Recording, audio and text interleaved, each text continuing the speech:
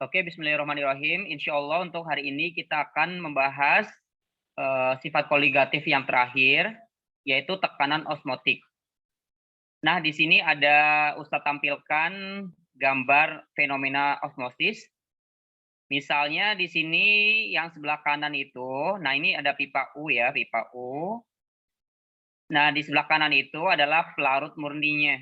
Misalnya ini air. Nah, sebelah kiri ini misalnya adalah larutan gula. Jadi kondisinya pastinya yang kanan itu lebih encer dibandingkan yang sebelah kiri.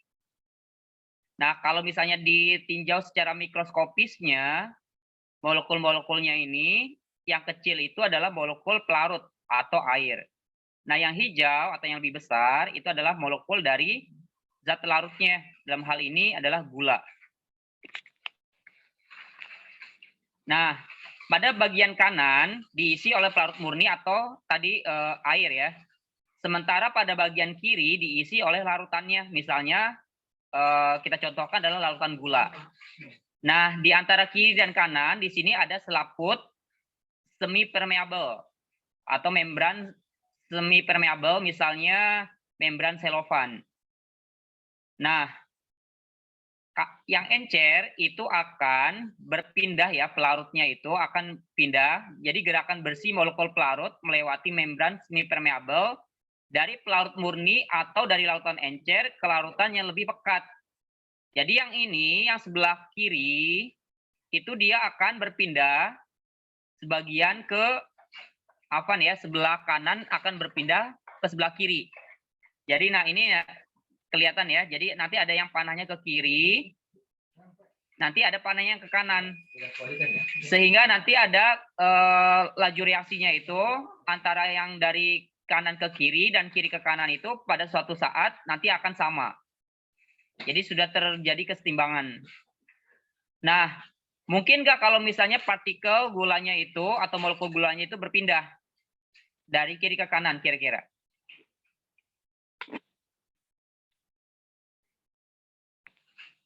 Virus? Kira-kira mungkin nggak kalau misalnya ada membran yang bisa dilewati oleh partikel gula?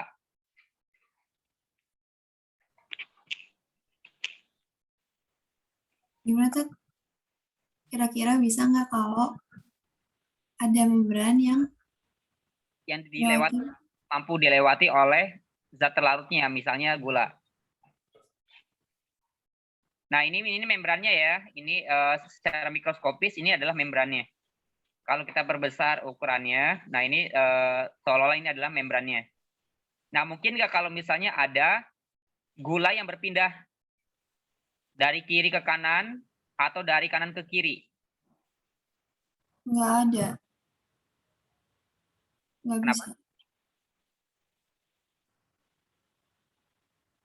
Kenapa virus? Nggak bisa ngelewatin membran. Nggak bisa ngelewatin membran. Oke. Kalau menurut Faiza Azahra, bisa nggak? Ustadz, tadi wifi saya tiba-tiba mati, jadi keluar kelempar, nggak tahu Ustadz. Oke, nggak apa-apa. Salma Afifah. Ya, Tat. Kalau menurut Salma, ada nggak partikel gula yang bisa berpindah dari kiri ke kanan atau dari kanan ke kiri? Bisa, Tat. Bisa? Iya. Oke. Berarti ada dua pandangan ya, ada yang bisa dan yang tidak bisa. Satu orang lagi deh, biar ganjil. Sok, siapa sebelum saya tunjuk, ada nggak yang mau berargumen?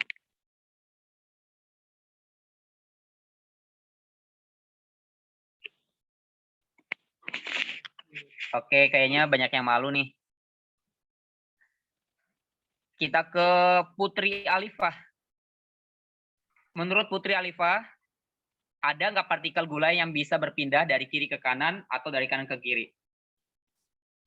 Enggak. Ya, jadi yang benar itu adalah tidak berpindah ya. Jadi selaput semi permeable ini sangat selektif. Jadi yang berpindah adalah partikel pelarutnya. Jadi zat larutnya tidak akan berpindah. Kayak gitu. Jadi yang sebelah kanan itu lebih encer dibandingkan yang sebelah kiri. Nah, yang bisa berpindah itu adalah partikel pelarutnya, atau dalam hal ini adalah air. Jadi air ini ada yang berpindah dari kanan ke kiri, dan dengan laju yang sama, suatu saat adalah sama ya. Yang awalnya lajunya dari kanan ke kiri itu lebih besar, awalnya dari kanan ke kiri itu besar. Kenapa? Karena dia lebih encer. Tapi suatu saat akan terjadi kesetimbangan kimia, di mana laju dari kanan ke kiri, dari larutan yang encer ke pekat itu akan sama dengan dari larutan pekat ke larutan encer. Nah, setelah terjadi kesetimbangan, nanti akan terbentuklah selisih ya antara larutan encer dan larutan yang lebih pekat. Nah, ini tingginya sebesar selisih tersebut. Nah, tekanan osmotik itu adalah, oh ya sebelum ke tekanan osmotik, jadi peristiwa yang tadi ya, gerakan bersih molekul pelarut melewati membran semi permeabel tersebut, dari pelarut yang murni atau dari yang lebih encer ke larutan yang lebih pekat disebut dengan peristiwa osmosis. Dengan adanya bantuan selaput semi permeabel. Jadi berpindahnya larutan encer ke pekat itu disebut peristiwanya osmosis. Sedangkan tekanan osmotik itu apa? Nah, tekanan osmotik itu adalah tekanan yang diperlukan untuk menghentikan peristiwa osmosis. Kayak gitu. Nah, ini tekanannya ya. Tekanannya itu adalah tekanan yang dibutuhkan untuk menghentikan peristiwa osmosis. Jadi supaya apa? Supaya nanti sama lagi ketinggiannya. Ketinggian antara yang encer dengan yang lautan pekatnya. Itulah yang disebut dengan tekanan osmotik.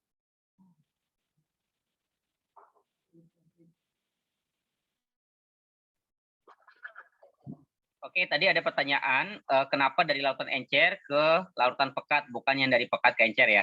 Jadi jawabannya itu, pada awalnya memang laju reaksi yang seolah-olah ya, ini sebenarnya dari pekat ke encer juga terjadi perpindahan, Mahrunisa.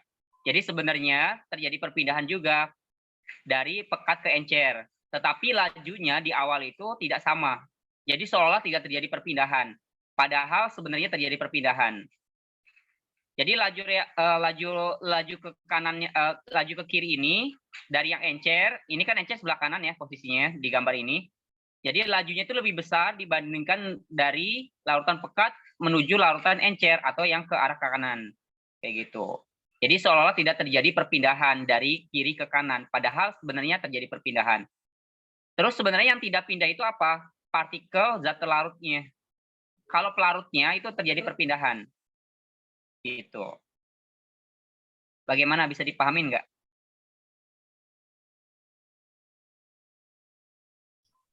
Halo, Mahrunisa?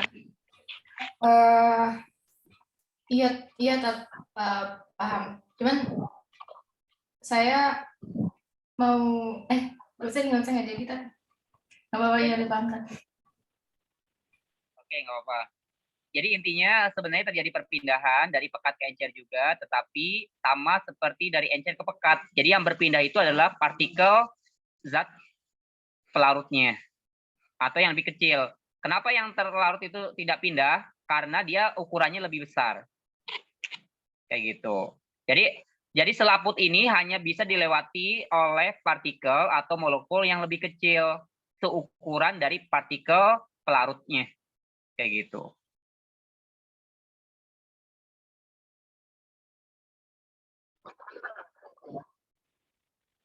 Jadi untuk menghitung tekanan osmotik itu mirip sekali dengan pembelajaran kita waktu di kelas 10. Kan kalau misalnya gas ideal ya. Gas ideal itu persamaannya kan PV sama dengan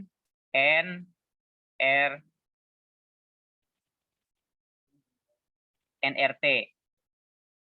Nah, P itu tekanan itu adalah mol per volume kali RT. Nah, kan mol per V itu adalah konsentrasi ya, M, R, T. Nah, khusus untuk larutan yang pada sifat koligatif ini, P-nya diganti aja, tinggal diganti simbolnya doang sebenarnya. Jadi P sama dengan MRT. Ini kalau zatnya non elektrolit ya. Kalau zatnya elektrolit tinggal dikasih faktor Van Hoff-nya aja. Ini kalau elektrolit. Tinggal dikasih faktor Van Hoff. Elektrolit itu yang seperti apa? Yang bisa terurai menjadi ion-ionnya. Misalnya NaCl, maka faktor Van Hoff-nya adalah 2 nih. Kalau misalnya alfanya 100% ya. Jadi cara ngitung itu 1 ditambah 1 atom, berarti nanti akan terbentuk 2 ion. Dari mana nih? Misalnya Na plus ditambah Cl minus. Berarti ada 2 partikel yang akan terbentuk. Jadi faktor Van Hoff-nya nanti 2. Jadi tinggal dikali 2 aja yang ini. Atau misalnya contoh lain, misalnya biar lebih paham, misalnya MgBr2 misalnya, MgBr2. Maka akan cara mudahnya adalah 1 ditambah 2, berarti faktor Van Hoff-nya adalah 3. Kayak gitu. Jadi Mg-nya ada 1, ditambah ada 2 buah ion Br-. Ini untuk pengetahuan aja ya, tapi untuk cara cepatnya, kalau kita pengen menjawab soal-soal, itu tinggal dihitung jumlah atomnya aja. Berarti 1 ditambah 2 itu 3, berarti faktor Van Hoff-nya 3, kalau misalnya ionisasinya atau alfanya itu adalah 100%. Kayak gitu. Nih contohnya misalnya, larutan yang sangat encer, 0,001 molar gula dalam air, dipisahkan dari air murninya melalui membran osmosis. Berapa tekanan osmosis dalam tor pada suhu 25 derajat Celcius? Ini nggak usah dalam tor ya, langsung aja. Tekanan osmotiknya aja. Biar kita nggak ubah variabelnya. Berapa tekanan osmosis dalam ATM aja, biar kalian aja, biar nggak banyak tahapannya. Karena biasanya di soal itu akan dicantumkan satu variabel. Berapa tekanan osmosis dalam ATM pada suhu 25 derajat Celcius atau 298 Kelvin. Nah, tinggal kita substitusi nih rumusannya ini. Jadi P itu sama dengan M. Nah, ini M ya. R T. Jadi P itu adalah molaritas dikali tetapan gas ideal dikali suhunya.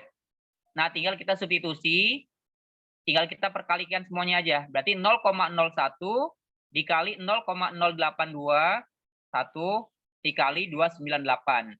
Hasilnya adalah 0,0245 ATM atau atmosfer.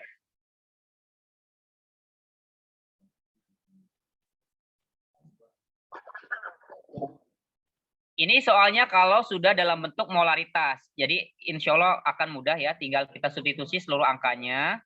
Berarti molaritasnya itu 0,01. R-nya atau tetapan gasnya itu 0,0821. Dan suhunya 298 Kelvin. Nah, gimana kalau misalnya bukan dalam bentuk molaritasnya? Misalnya suatu padatan dimasukkan ke dalam pelarut misalnya. Dalam bentuk masanya. Nah, maka kita ubah seperti ini. Jadi molaritas itu kan mol dibagi volume. Kalau di soal itu yang dicantumkannya bukan molaritas, tapi masanya, maka kita ubah molaritasnya itu dari massa dibagi massa molarnya, atau MR ya. MR yang dikasih satuan gram per mol. Dibagi volumenya. Kayak gitu. Oke, semoga bisa dipahami. Silakan kalau ada yang mau ditanyakan.